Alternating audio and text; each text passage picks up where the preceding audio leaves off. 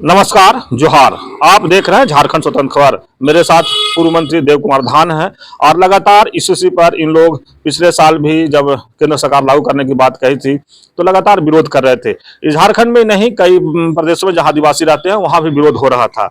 लेकिन अभी कहें तो उत्तराखंड में इस चीज को लागू करके उन लोग ऐतिहासिक फैसला बता रहे हैं। तो हम जानेंगे कि जब वहां पर लागू हुआ है तो जो आदिवासी समाज के अगुवा है उसमें ये पूर्व मंत्री देव कुमार धान जी भी लगातार अगुवाई किए थे आंदोलन को। तो अब इनका क्या विचार है? दादा जोहार। जोहार। इसी जब लागू हो गया है उत्तराखंड में और उन लोग उसको ऐतिहासिक फैसला बता रहे हैं, तो इस पर आप लोग क्या कहेंगे? आप लोग लगातार पिछले बार विरोध भी कर रहे थे। देखिए, हम लोग निश्चित रूप से जैसे आपको उसका एक कमेटी बनाएगा देश स्तर पर, तो हम लोग उसी समय से इसका विरोध जो है किए और देश स्तर का मीडिया भी यहाँ आया और इसका कवर किया। तो निश्चित है कि हम लोग अलग चाहते हैं, क्योंकि हमारी जो संस्कृति है, हमारी जो परंपराएं हैं, हमारा जो सिस्टम कस्टम है, संस्कृति है, सब अलग है। और अगर यूसीसी आदिवासियों पर लागू हो जाएगा तो सारा चीज हमारा खत्म हो जाएगा और हमको सीधा जो है माने हिंदू बनना पड़ेगा और हिंदू के कानून के हिसाब से ही हमको चलना पड़ेगा। तो इसलिए हम लोग ये चाहते हैं कि भाई, हम लोग का ही मानना है कि हमारी जो संस्कृति है, हमारी जो सभ्यता है, हमारी जो रीति रिवाज है, हमारी जो परंपराएं हैं, हमारा जो थ्योरी है, ये मानव जाति के लिए बहुत जरूरी है। आज आप देख रहे हैं पूरे देश में कि भाई आपको जो है पूरे पेड़ कट रहे हैं और पूरे देश में जो है प्रदूषण भी फैल रहा है, धरती गर्म भी हो रही है, जिसके चलते कहीं कहीं बहुत सारी चीज आपदाएं आ रही है।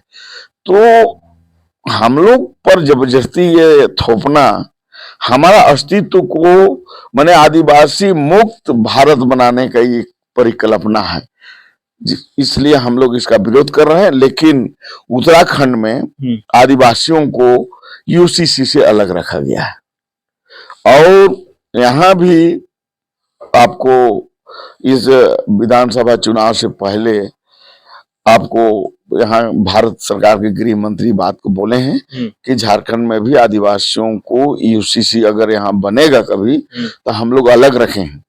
लेकिन हम लोग इस पर अभी मानेंगे नहीं, क्योंकि हम लोग ये लड़ाई लड़ते रहेंगे जब तक मैंने इसको अलग हम लोगों को नहीं करता है। क्योंकि अलग कर देगा तो हमारा सारा चीज मिट हो जाएगा, हमारा अस्तित्व इस देश में खत्म हो जाएगा, आदिवासी मुक्त भारत हो जाएगा। इसलिए हम लोग इसका विरोध। लेकिन दादा, कई लोग बुद्धिजीवी कह रहे हैं कि बोलने से, अगर प्रधानमंत्री गृह मंत्री बोलते हैं कि आदिवासियों को यूसीसी से अलग रखा जाएगा, तो एक कानून क्यों नहीं पास कर देते? अगर कभी भविष्य में कोर्ट कचहरी लोग जाना चाहेंगे तो क्या लेकर के जाएंगे कि हम अलग हैं यूसीसी से? देखिए, उसमें जो है हमारा सुप्रीम कोर्ट भी जो है बहुत सारे फैसले आए हैं कि आदिवासी हिंदू नहीं है। तो जब यूसीसी से हम बाहर रहेंगे तो निश्चित है कि जो अभी मान लीजिए यूसीसी लागू करेगा तो उसमें मुसलमान हो, चाहे ईसाई हो, चाहे हिंदू हो, वो सब एक कानून के अंतर्गत आ जाएंगे और हम अलग रहेंगे। क्योंकि उसमें बिल में ये लोग उसमें प्रावधान किया है वहाँ कि जो भी वहाँ के आदिवासी हैं आपको उत्तराखंड के इस दायरे में नहीं आएंगे। तो निश्चित है कि हमारा जो स्वतंत्रता है, हमारा जो रूढ़ी प्रथा है, उसी के आधार पर हमारा जो है इस देश में हमारा जो है परंपरा जीवित रहेगा। कौन लोग हैं जो आदिवासी मुक्त भारत बनाना चाहते हैं? देखिए, इसमें तो निश्चित है कि आरएसएस बीजेपी इस पर तो लगी हुई है कि भाई इस देश में जो है आदिवासी को खत्म किया जाए, तभी तो वो लोग सरना सनातन का ये नारा देते हैं। अच्छा, हाँ। तो इसीलिए वो लोग सरना सनातन देते हैं। तो भाई, अगर सरना सनातन एक है, बोलते हैं आदिवासी हिंदू भी हैं उन लोग। हाँ, ये बराबर ये बात को बोलते हैं, लेकिन ये वोट के लिए बोलते हैं। अच्छा। भाई, अगर सरना सनातन एक है तो रोटी बेटी का संबंध करिए, क्या दिक्कत है? कोई दिक्कत नहीं है। लेकिन लोग इसका नहीं करते हैं। अभी भी मान लो दलित के घर में लोग खाना नहीं खाते हैं। हाँ, अभी भी इसका ये ये आप लोग बहुत सारे वीडियो जो आते हैं, लेकिन बोलते हैं कि हम लोग सब एक हैं। तो इस देश में कथनी और करनी में बहुत अंतर है। आपको केवल वोट के लिए एसटी और एससी को जो है यूज किया जा रहा है, हिंदू बोला जा रहा है। हाँ, हिंदू केवल बोल रहा है। और सही में हिंदू है तो बेटी रोटी का संबंध करिए। इसमें पिछले बार ये बने 36 पॉइंट आप ये किए थे दादा, हमको याद आ गया जी जी कि दोनों का फर्क क्या है। जी 36 या कुछ ऐसे पॉइंट करके बताए थे आप।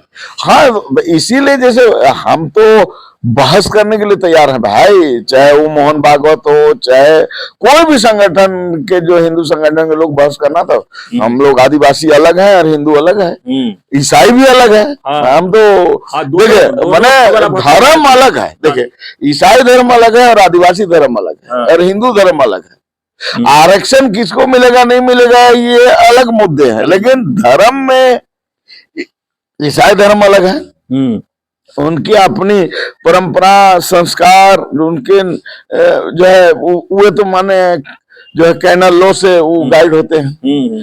तो इसलिए ना हम हिंदू हैं, ना हम ईसाई हैं, ना मुसलमान हैं, हम आदिवासी अलग है।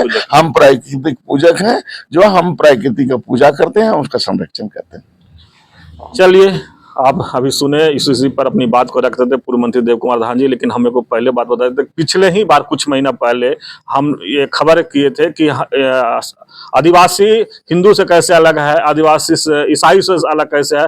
कई पॉइंट में ये जिक्र किए बना के किए थे कि हमारी क्या व्यवस्था है, ईसाइयों की क्या व्यवस्था है, हिंदुओं की क्या व्यवस्था है। तो पूरे विस्तार से ये दो खबर हम ही किए थे, इनका और चलाए भी थे, बहुत अच्छा लोग देखे भी थे। लेकिन अब इसी पर फिर एक बार कह रहे हैं कि कुछ लोग जो हैं, या ऐसे कहें कि आरएसएस बीजेपी वाले आदिवासी मुक्त भारत बनाना चाहते हैं। जब चुनाव आता है तो सरना सनातन एक कहते हैं, लेकिन जब जैसे ही चुनाव खत्म होता है, केंद्र में जीत मिला, फिर वही होता है कि जो छोटे जाति के यहाँ को लोग पानी भी तक नहीं पीते हैं। तो ये सब जो है एक चुनावी मुद्दा की तरह देख रहे हैं, लेकिन कह रहे हैं कि इसी पर हम लोग विरोध करेंगे और हम लोग उसे लगातार, मैंने जिस तरह से पिछले बार विरोध किए थे, इस बार भी विरोध करेंगे। तो इस तरह खबर को देखने के लिए आप झारखंड स्वतंत्र खबर से जुड़े रहिए। जोहार, नमस्कार।